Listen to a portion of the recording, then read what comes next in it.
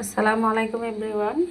এখানে বেগুন এবং কাঁচামরিচ, ধনিয়া পাতা নিয়েছি, আর দেশি ধনিয়া পাতা আর কাঁচামরিচ। আর এখানে চাপিলা মাছ। কারা চিনেন অবশ্যই কমেন্ট করে জানাবেন। এই চাপিলা মাছগুলো বেশ বড় বড়, মাশাআল্লাহ।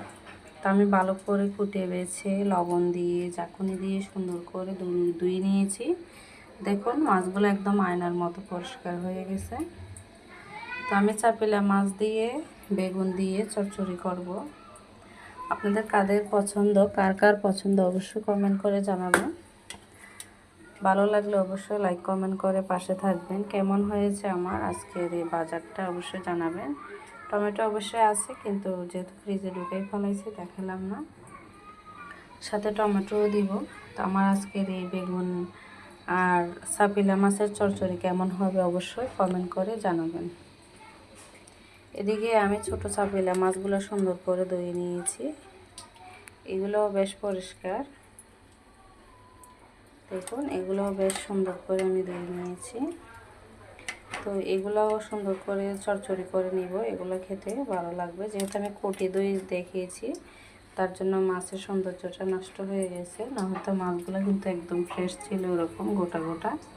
তো কেমন হয়েছে আমার আজকের বাজার অবশ্যই জানাবে।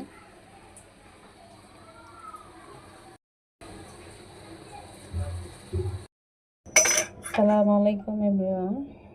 মাছ ভাজির জন্য এখানে হলুদের গুঁড়া,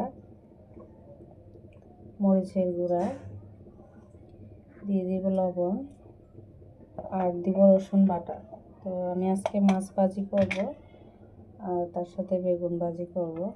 তো আমি এখানে হলুদ মরিচ ভালো করে মেখে নিতেছি।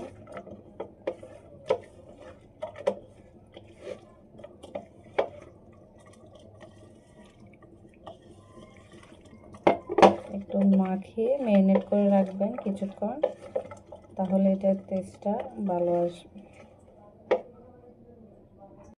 তো এই পর্যায়ে আমি মাছগুলো দিয়ে দিব।